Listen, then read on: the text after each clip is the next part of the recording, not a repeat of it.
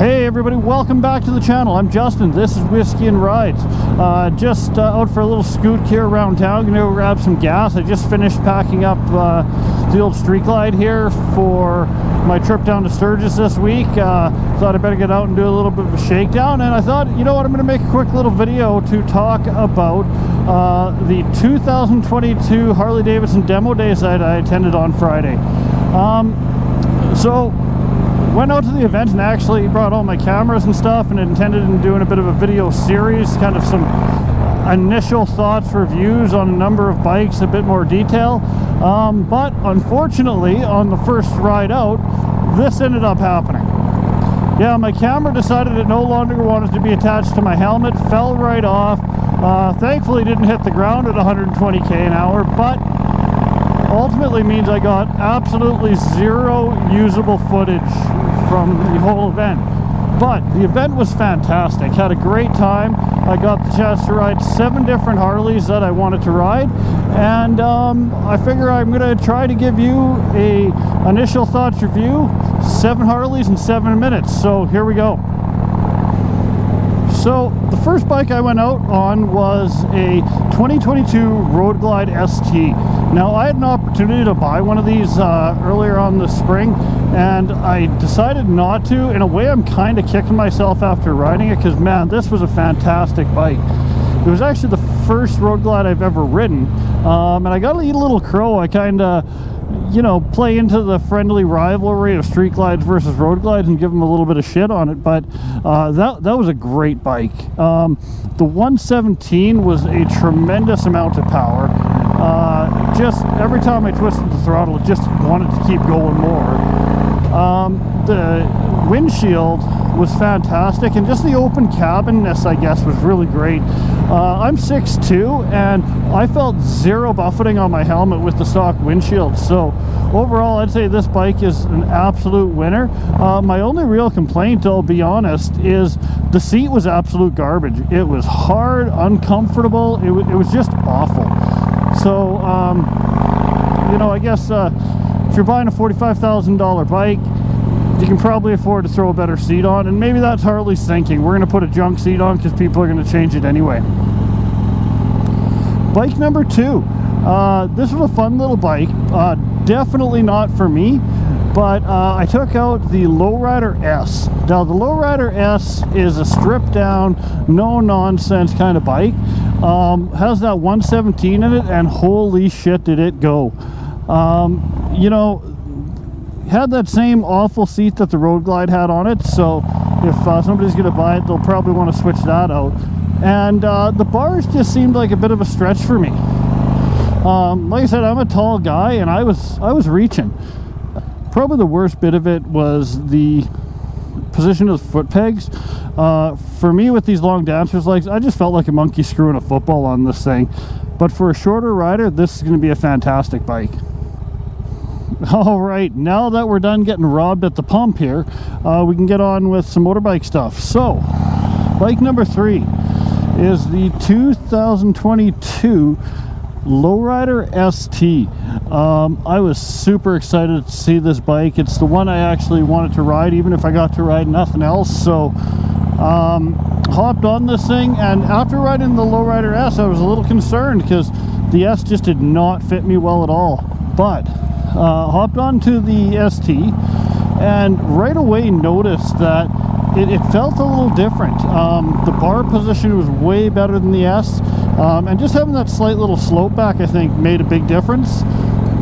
If I understand correctly, the suspension's also a little higher, maybe about an inch, so I didn't feel quite as cramped in the cockpit.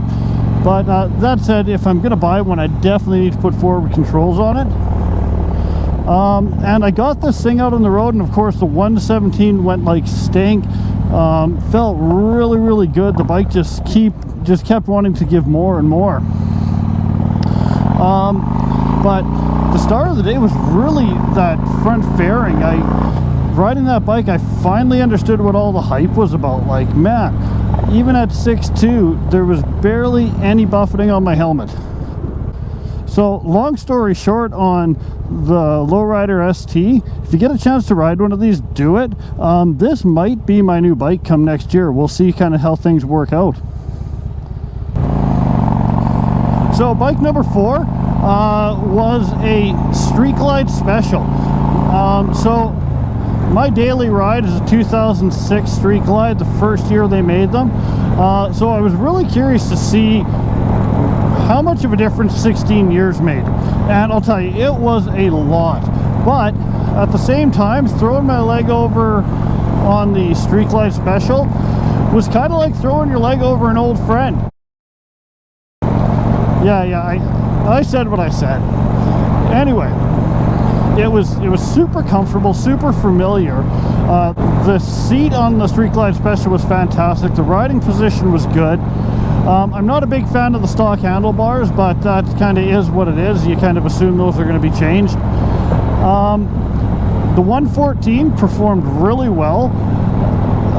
It had plenty of get up and go. The windshield was a little low for me, got all sorts of wind right to the face, but overall I really liked this bike. And you know, if I was going to upgrade to a Streetlight, I would definitely have a look at that. The 5th bike I rode, because I wanted to do a, you know, direct A-B comparison, was the Streetlight ST. And you know what? It had everything I liked about the Streetlight Special. Definitely a little extra oomph and power from the engine. It just had a little bit more. I don't know how else to say it, but it wouldn't quit. Even at highway speed, you tromp on it and she just goes. Much like all the other STs, the seat on it was absolutely horrific. I hated it. And if I bought one, it'd be gone. You know, wouldn't even see the outside of the showroom. So bike number 6 is a bike that I probably typically wouldn't have ridden on my own, but we've been kicking around the idea of getting one for the wife. She's seen a few of them and liked it. Unfortunately, she wasn't able to make it to demo days because of some work commitments, but it was the 2022 Fat Bob. Now, I wasn't a big fan of the Fat Bob when it first came out, but the aesthetic changes they've made on it over the years, I've definitely kind of changed my tune on that. I really like it now, at least the way it looks. And hopping on that bike, it was definitely a little small for me. The forward controls helped, but you could tell it definitely wasn't made for a guy my size, which is all fine and good. But got out on the highway, opened her up, and holy shit did that bike move. It really kind of had a riding feel like a Street Fighter crotch rocket, something like that. I don't know, it's hard to explain, but the handling was fantastic. It was really responsive, and it was just fun to ride. Interesting side note, this is the only bike that I rode all day that I didn't hate the stock exhaust too. I don't know what they did different, but it sounded pretty good.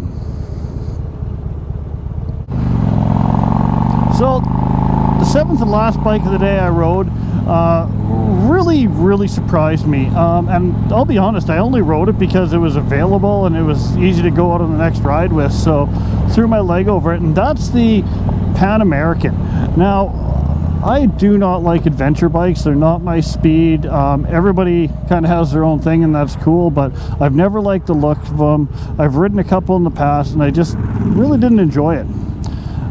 The Pan Amarican was completely different. You know, I hopped on that thing, instantly it was comfortable. Probably the most comfortable bike I rode all day, which was a little surprising.